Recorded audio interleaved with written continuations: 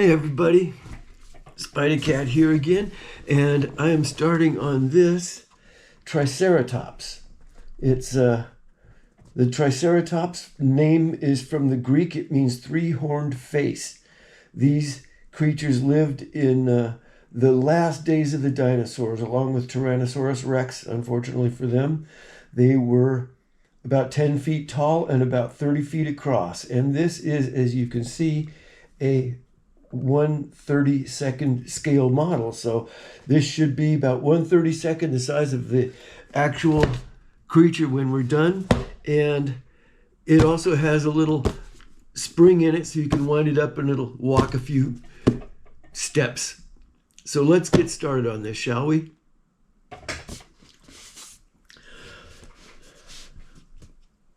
Okay, let's see about what we've got here.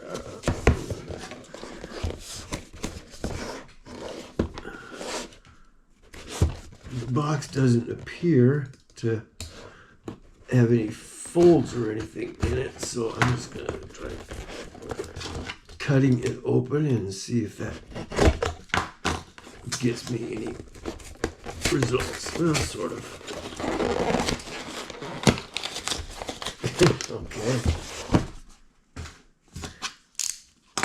Okay.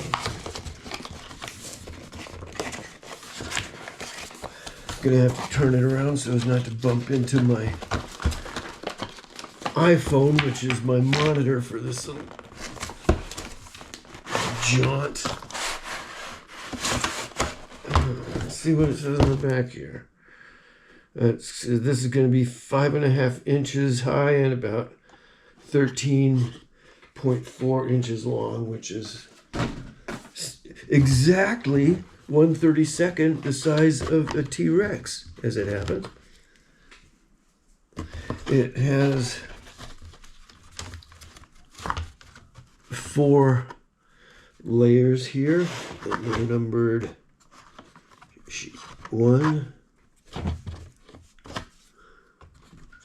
2, 3, and 4. Okay. We've got that. And we've got the instructions. One thing that's nice about these U-Gears models is that they have really nice instructions. U-Gears, by the way, is the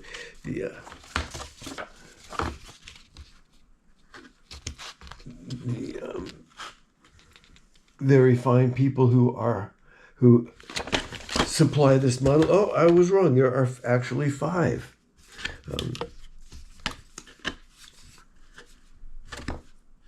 Oh, these may be spares. Though I'm not sure. Yes, it says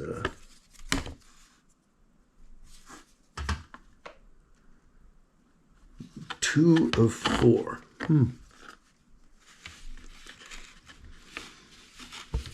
1, 2, 3, 4.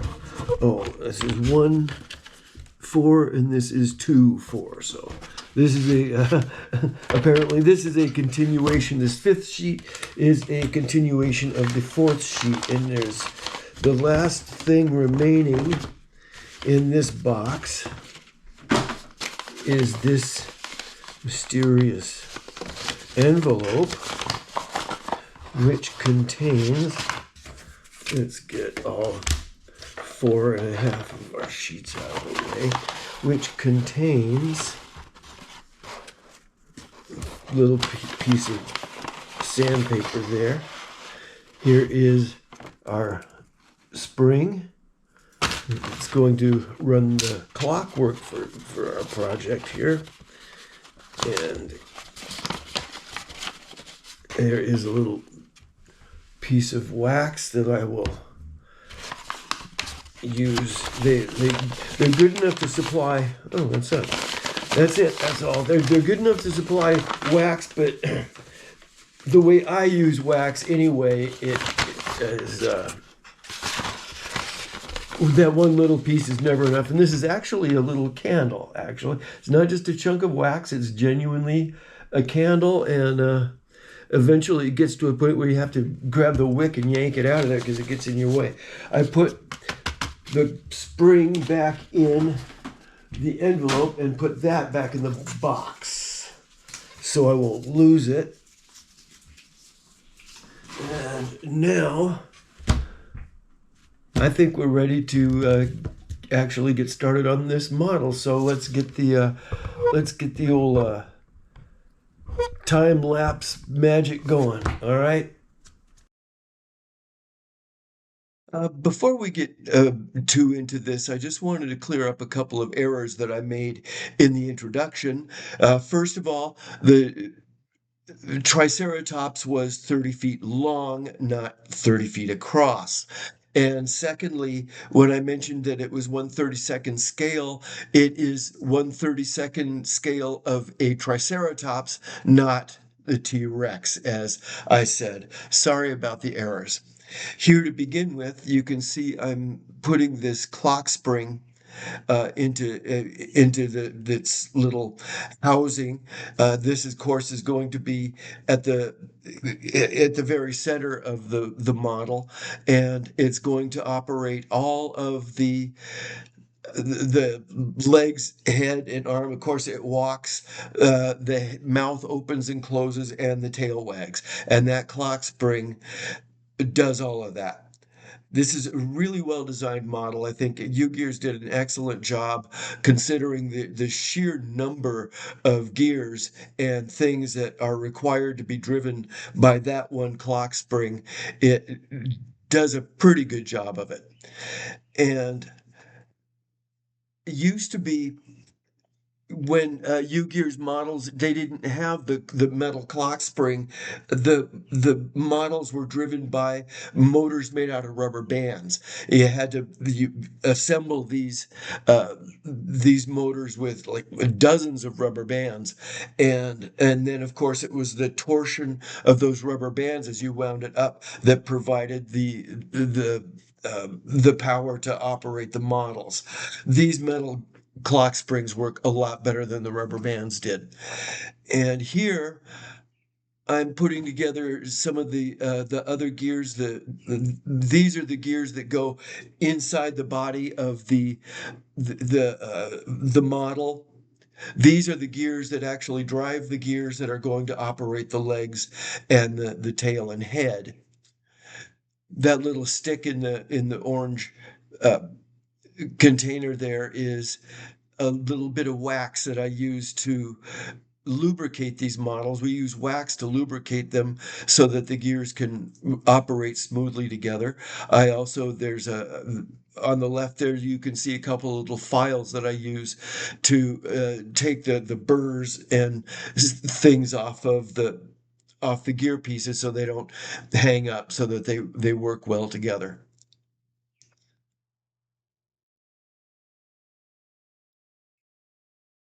You can see me picking these pieces up and lifting them off uh, out of the frame every once in a while. What I'm doing there is as you can see me doing it again, I'm actually biting the pieces together when my finger strength isn't quite enough to get them seated right. Teeth will work pretty well for that. This little curved piece that I'm putting together here, this is going to, I think that is going to engage with a cam that will operate the head, causing the jaws to open and close. In this model, they were pretty clever in that the head, jaw opens and closes by lifting the upper part of the head up and down rather than moving the lower jaw, because that would have required more gearing and putting more load on that spring. You saw me sanding that body part there. This is going into the center of the model, and everything has to be sanded down. Everything has to be nice and smooth to create as little friction as possible. And now I'm putting all these central gears. You saw me put the clock spring in there. And these are the central gears that are going to be operating the guts of the beast. Now here's another body panel that I'm placing on there. And you have to, it takes a little bit of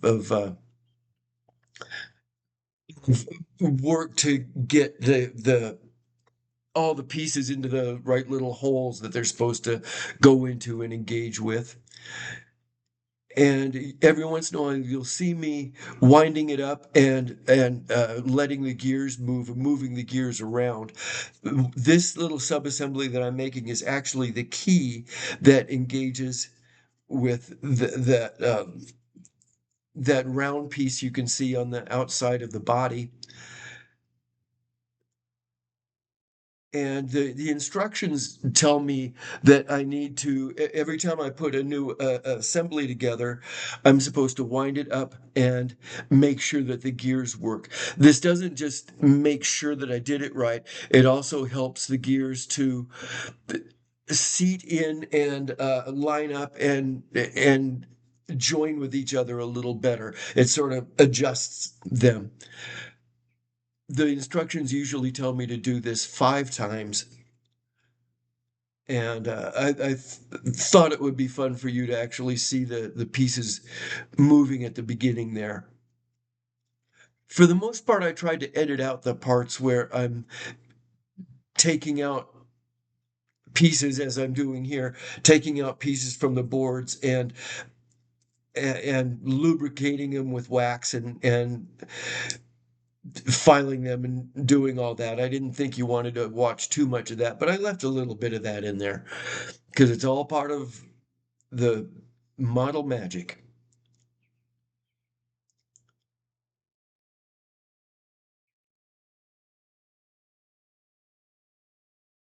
You can see me winding it up and running the gears a little bit there, pressing everything together, making sure it's all well seated. And now you can see those gears working, and so far so good. So now I'm putting together a few more little gears that are going to be going into this thing. I believe I have just about gotten to the point where I'm close to getting ready to uh, begin assembling the legs, but I'm not quite there yet. You can see I'm sort of seating things together, making sure everything's all in there right, putting together more gears, biting them together where I have to.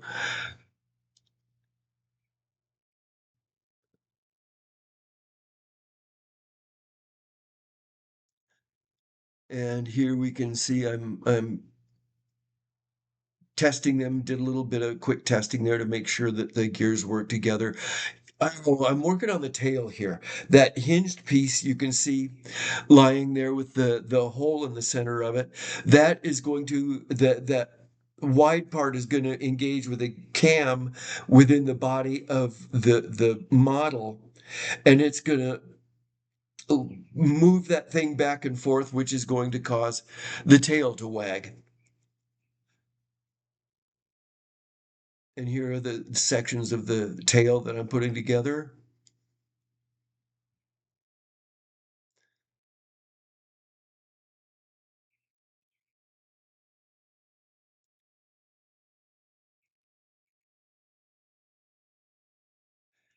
And yeah, I'm assembling that cam piece into the tail now. And so I'm sort of wiggling it around to make sure it works right. And I actually put this thing together wrong. I think you're going to see me pretty soon here realize my mistake. And I'm going to end up having to take it apart and put it back together again because that little knob, that's supposed to be up and I put it down. So I'm going to have to take this thing apart here in a minute and reassemble it. And I think I'm just realizing my screw up here. Yeah, yeah, taking it apart and putting it back together, right? I'm just glad I found that. I discovered that at a point where it was still possible to dismantle it and put it back together correctly. And now I'm installing the tail. There we are. And you can see that cam piece laying against the body. I'm going to be finishing that assembly later on.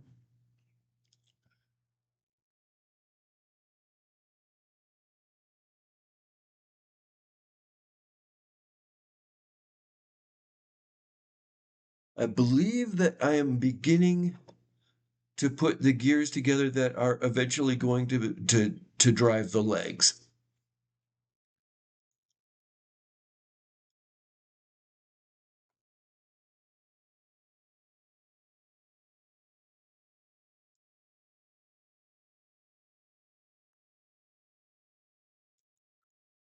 Yes, more gears.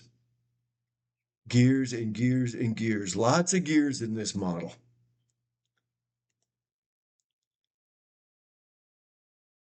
And I'm doing a quick test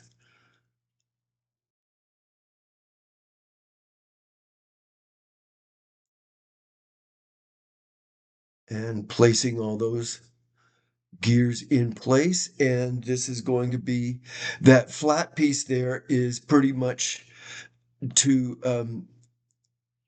seat the gears and keep them from falling out. And now you can see the tail wagging, you can see the gears working together. And and yes, there we go. So far, so good. I love when a plan begins to come together.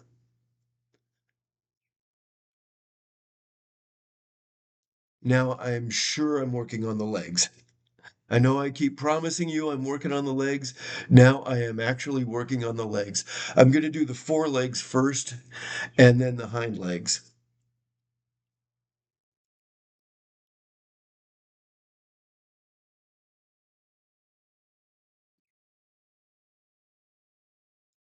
I love how this thing was put together. The legs are articulated. They don't just lift up and flop down. They actually bend it with more of a realistic walking motion.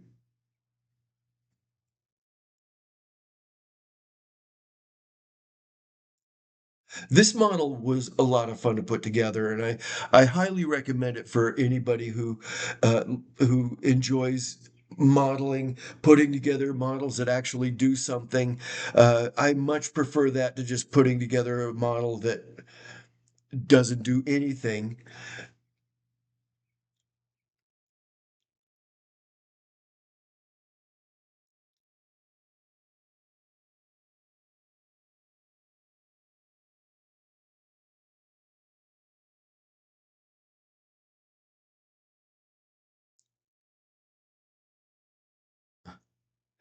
Those little few seconds that you see me being still for a second, of course, this is time lapse.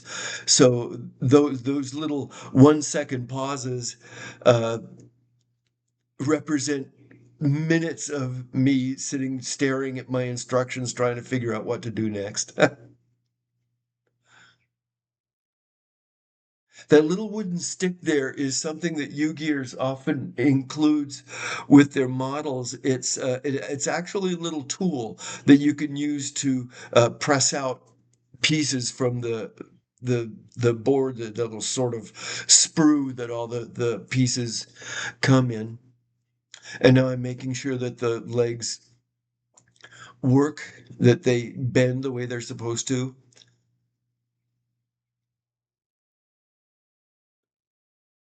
These are also, you can see the feet there. I have to be careful. The feet are right feet and left feet. So I have to make sure I get that right.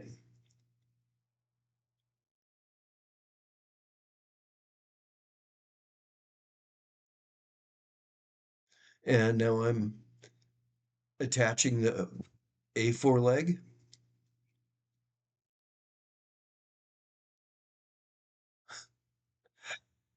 and making sure that the leg moves as it should. We've already seen the tail wag.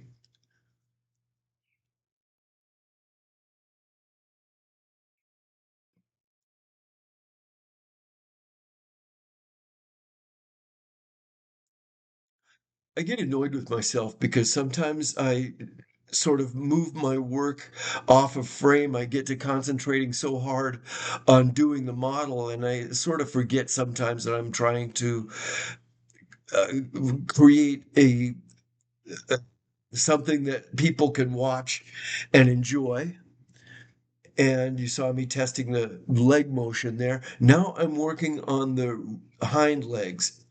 And in this case, instead of making one leg and then making the other leg, I decided to do both of the hind legs at the same time. So I would get them done at pretty much the same time. So instead of having to watch me do the same thing twice, you're having to watch me do the same thing twice, only both at once, if that makes sense.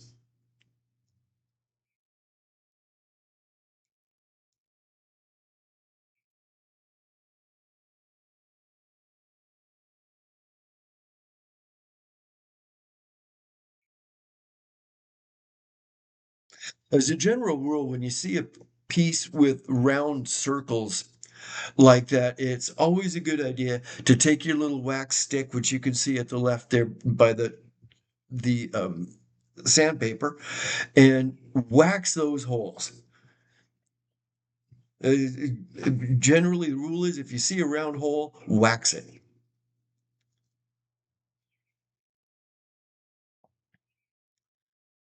These legs, because they are articulated, were actually quite complex assemblies.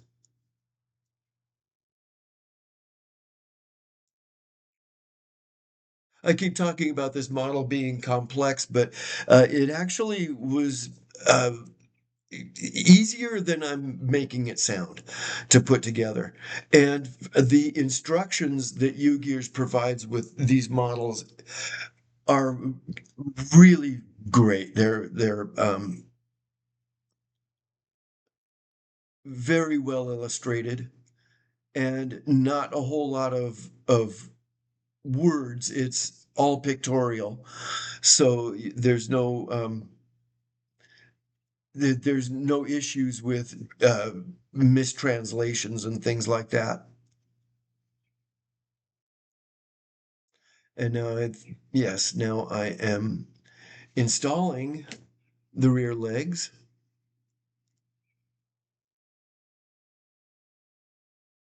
and testing. I got one leg on, now I'm testing it to make sure that it works, and it does work pretty well.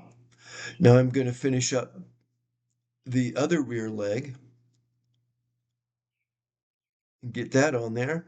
And now I'll be able to actually test it by having it walk. And there we go.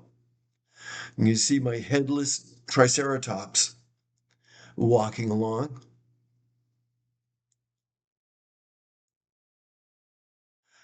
So we're getting close to the end of this. I'm working on the head now. I believe that is the lower jaw that I'm doing there.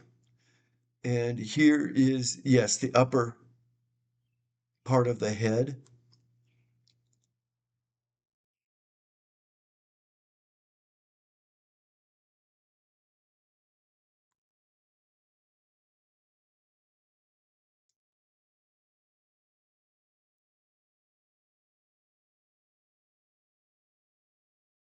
I seem to be having some sort of difficulty getting this early part of the head done, as you can see by the little hesitations and things. Now we've got the lower jaw attached. The head's starting to take good shape now. And when we see me working on the frill, then we're going to know I'm getting close to done with this model.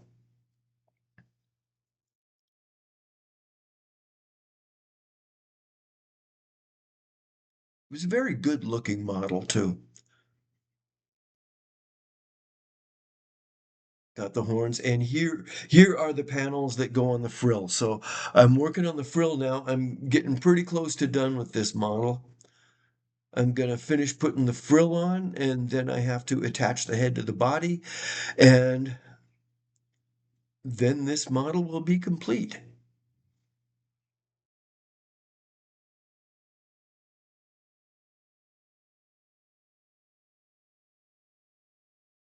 I actually painted this one a little bit. I painted the frill and the horns, but not before I.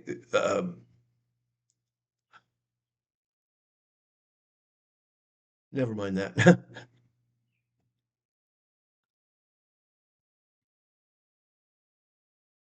I think I was going to say, but not before I finished it. But oh well. Okay, now we're putting the head on the body. We're trying to put the head on the body. And here we go. And the model is now complete. Hi, I'm here to show you my finished model here. There it is. And I painted a few little details on it. I painted his little horn and his little frill there. I'm not looking at the camera right now because I'm looking at my iPhone, which is the monitor that I'm using. But I'm going to wind this thing up now and show you how it works. I have this little off button that I'm going to push down to make sure it doesn't get out of control on me. Here's the little key that has a little resting place right here. Now I'm going to wind it up. 10 half turns. It's 2, 3, 4, 5, 6, 7, 8, 9, and 10. Gonna take this out, and I'm gonna set him down here. Let me bring my camera down a little bit so it's more in line with what I want to show you. And now there's this little on switch by his tail here, the base of his tail. So let's see.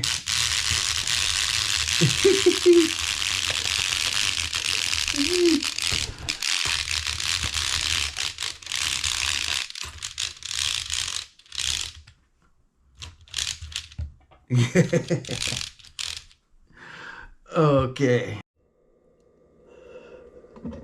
Oh no, don't trample me.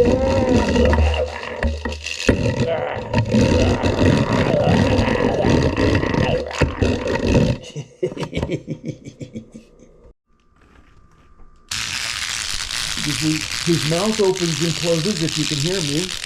His tail wags, and his legs move pretty much like an actual four-legged animal moves. I don't know if you can see it, but his diagonal legs move together. And I'm going to wind it up a little bit more so you can see. His diagonal legs move together, and the other diagonal legs support the body. That's pretty much your standard four-legged creature gait. So this is a very well-made model by U-Gears. And I enjoyed building it, and I hope you enjoyed watching me build it. Thanks for coming along with me on this.